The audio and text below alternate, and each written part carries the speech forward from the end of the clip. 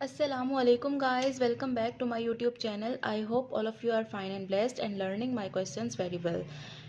Today we are going to learn question number 1 by Cramer's rule. हमने अपनी previous videos में इस क्वेश्चन को मैट्रिक्स इन्वर्जन मेथड से सॉल्व किया था, लेकिन अब इस क्वेश्चन को सॉल्व करेंगे क्रैमर्स रूल के साथ। याद रहे कि जो आंसर्स, जो सॉल्यूशन सेट, जो एक्स और वाई की वैल्यूज़ हमारे पास मैट्रिक्स इन्वर्जन मेथड में आती, हमारे पास क्रैमर्स रूल में भी वही वैल्यूज़ ही आएंगी। ठीक है, तो हम अपने इस क्वेश्चन को स्टार्ट करते हैं, लेकिन इस याद दहानी के साथ ये question exams point of view से मोस्ट इंपॉर्टेंट है। ठीक है, ये क्वेश्चन बहुत ज़्यादा इंपॉर्टेंट है, इसलिए हम इसको बहुत ज़्यादा एहतियात के साथ सीखेंगे और एक पार्ट पे हम ज़्यादा तवज्जो लगा देंगे और ताकि हम बाकी पार्ट्स को इजीली सॉल्व कर सकें। ठीक है, तो जैसे हम मैट्रिक्स इन्वर्जन मेथड में लिखते थे, वैसे ही हम क्रैमर्स रूल में भी लिखेंगे कि हमारे पास जो लीनियर इक्वेशंस हैं, हमने इसको किस फॉर्म में लिखना है, मैट्रिक्स के फॉर्म में लिखना है। हम लिख लेते हैं इन मैट्रिक्स फॉर्म। ये बेसिक बातें जो मैं लिख भी रही हूँ इसलिए लिख लेती हूँ ताकि आप लोग भी इसको फॉलो करें और एग्जाम्स में फुल मार्क्स ऑब्टेन करें। ठीक है, जो हमारे पास एक्स और वाई के कोफिशिएंट्स हैं हम उनको मैट्रिक्स के फॉर्म में लिख लेंगे। 2 -2 3 और 2, इसको हमने एक मैट्रिक्स के फॉर्म में लिख लिया। साथ हमने लिख लिए इनके वेरिएबल्स को एक्स और वाई इज़ इक्वल टू, हमने इक्वेशन की दूसरे साइड की वैल्यूज़ को मैट्रिक्स के फॉर्म में लिख लिया। ठीक है, अगेन हम वही प्रोसेस करेंगे, लेट कर लेंगे हम a is equal to 2 -2 3 and 2, x is equal to x and y and b is equal to 4 and 6। ठीक है, हमने ये लेट भी कर लिया।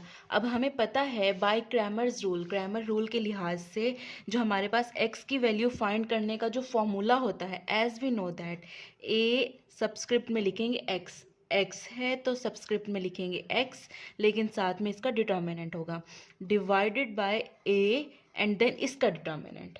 ये हमारे पास है x की वैल्यू को फाइंड करने का फॉर्मूला। ठीक है, और हाँ, इसी तरह हम y की वैल्यू को फाइंड करेंगे। y is equal to a subscript में y डिटर्मिनेंट और डिवाइडेड बाय a का डिटर्मिनेंट। ठीक है, इट मीन्स दैट पहले हम इसको नंबरिंग कर देते हैं। ये है equation number 1 and this one is equation number 2। It means that x और वाई की वैल्यू को फाइंड करने के लिए हमें तीन बातें फाइंड करनी है। एक हमने ए का डिटर्मिनेंट फाइंड करना है, एक हमने ए एक्स का डिटर्मिनेंट फाइंड करना है, एक हमने ए वाई का डिटर्मिनेंट फाइंड करना है। फर्स्ट ऑफ ऑल हम ए का डिटर्मिनेंट तो इस मैट्रिक्स के साथ इजीली फाइंड कर लेंगे, लेकिन ए एक्स और ए वाई का डिटर्मिनेंट फाइंड करने के लिए first of all we have to find A X and A Y. तो फर्दर इसको सॉल्व करते हैं। फर्स्ट हम ले लेते हैं अपनी matrix A is equal to 2 -2 3 and 2।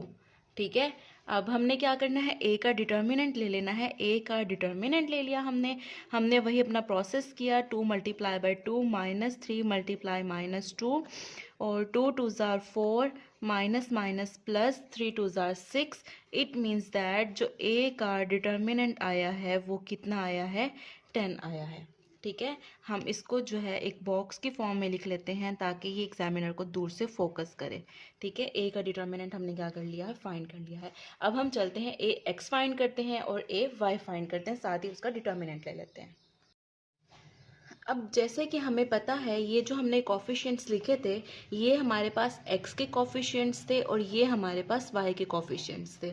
ये हमने लिखना नहीं है, जस्ट आपको समझाने के लिए बता रही हूँ, क्योंकि हमने अब ए एक्स और ए वाई की वैल्यू फाइंड करनी है, इसलिए बता रही हूँ। ये जो दो कोफिशिएंट्स हैं हमारे लेफ्ट साइड पे ये x के कोफिशिएंट्स हैं और जो हमारी राइट साइड के कोफिशिएंट्स हैं ये हमारे पास y के कोफिशिएंट्स हैं। अब जब हम ए एक्स की वैल्यू फाइंड करेंगे, ए एक्स की वैल्यू को फाइंड करते हुए हमने जो x वाले कोफिशिएंट्स है उसको रिप्लेस कर देना है b वाली वैल्यूज से। इज दैट क्लियर कि हमने ए एक्स फाइंड करना है तो हमने x वाली वैल्यू को रिप्लेस करना है, और जब हम ए वाई फाइंड करेंगे तो हम y वाली वैल्यू को रिप्लेस कर देंगे b वैल्यू के साथ। चलें इसको सॉल्व करते हैं। तो गाइज हमारे पास ये मैट्रिक्स थी जिसमें हमें पता है ये वाले हमारे पास x के कोफिशिएंट्स थे, ये हमारे पास y के कोफिशिएंट्स थे। अब हमने फाइंड करना है ए एक्स फाइंड करने के लिए हमने क्या करना है, x को सबस्क्रिप्ट में लिख लेना है। अब हमें ये पता है जब हमने ए एक्स की वैल्यू फाइंड करनी है तो हमने एक्स के कोफिशिएंट्स को रिप्लेस करना है। वो करना है हमने बी की वैल्यूज़ के साथ, और वो थी हमारे पास 4 एंड 6, और वाई वाले कोफिशिएंट्स हमने एज इट इज़ लिख देने हैं। जब हमने ए एक्स लिख लिया है, फाइंड कर लिया है, हम साथ ही इसका कोफिशिएंट डिटर्मिनेंट ले लेते हैं। ए एक्स का डिटर्मिनेंट 4, 6, -2 और प्लस का 2, इसका हमने डिटर्मिनेंट ले लेना है। अब हमारे पास हमें पता है डिटर्मिनेंट के लिए हमने डायगोनल एलिमेंट्स को मल्टीप्लाई करना है, माइनस का साइन दरमियान में, और अदर एलिमेंट्स को हमने मल्टीप्लाई कर देना है। 4 2 ज़ार 8, माइनस माइनस प्लस 12 ए एक्स। ठीक है, तो ये हो जाएगा ए एक्स इज इक्वल टू 12 + 8 हो गया 20। इट मीन्स दैट हमारे पास ए एक्स की भी वैल्यू आ गई है। ठीक है, अब हमने क्या करना है, ए वाई फाइंड करना है। अब हमें ए पता है ना क्या है, इसी तरह हमने एक्स की वैल्यू को ऐसे ही लिख देना है और वाई की वैल्यू कोफिशिएंट्स को हमने रिप्लेस कर देना है।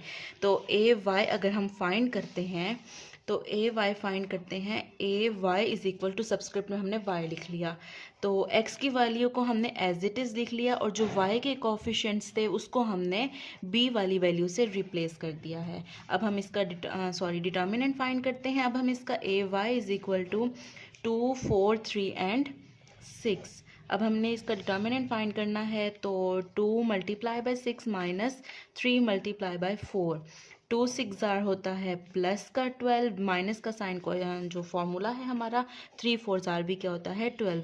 तो एक हमारे पास है प्लस का 12, एक हमारे पास है माइनस का 12। इट मीन्स दैट जो ए वाई का डिटर्मिनेंट आया है वो 0 आया है। यहाँ पे डिटर्मिनेंट का साइन डालना बहुत मस्ट है।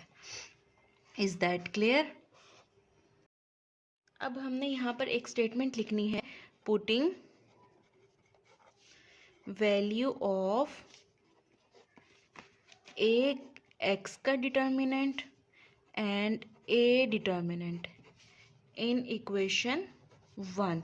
हमने जो इक्वेशन नंबर 1 दी थी वो वैल्यू हमारे पास क्या थी, x is equal to A X का डिटर्मिनेंट डिवाइडेड बाय ए का डिटर्मिनेंट। अब हमने ये दोनों वैल्यूज फाइंड कर ली हैं, हमने इस फॉर्मूले में पुट कर देना है। तो x is equal to A X का डिटर्मिनेंट हमारे पास आया था 20, और a का डिटर्मिनेंट हमारे पास आया था 10। ठीक है, तो 0 से 0 कैंसिल, या 10 1 ज़ार 10, 10 2 ज़ार 20। इट मीन्स दैट x की वैल्यू हमारे पास क्या आई है, 2 आई है। और इसी तरह हम वैल्यूज़ को पुट कर देते हैं 2 में equation. For example putting statement लिखेंगे हम, putting values of A Y का डिटर्मिनेंट एंड ए का डिटर्मिनेंट इन इक्वेशन 2। और हमारे पास इक्वेशन क्या थी, y is equal to A Y का डिटर्मिनेंट और a का डिटर्मिनेंट। अब हम जब वैल्यूज़ पुट करेंगे, हमारे पास ए वाई की वैल्यू तो 0 आई है, और जो a की वैल्यू है वो 10 है। 0 को किसी भी चीज़ से मल्टीप्लाई करें या डिवाइड करें, आंसर तो उसने 0 ही आना है। इट मीन्स दैट जो x और y की वैल्यू हमारे पास आई है वो हमारा सॉल्यूशन सेट है।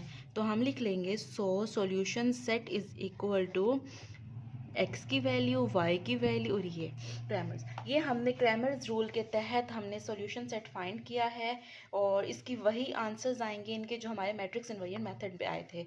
तो इसके साथ ही हमने क्रैमर्स रूल को अच्छे से समझ लिया है। अपनी नेक्स्ट वीडियो में नेक्स्ट पार्ट के साथ मिलते हैं। इतने में अपना ख्याल रखिएगा। अल्लाह हाफिज़।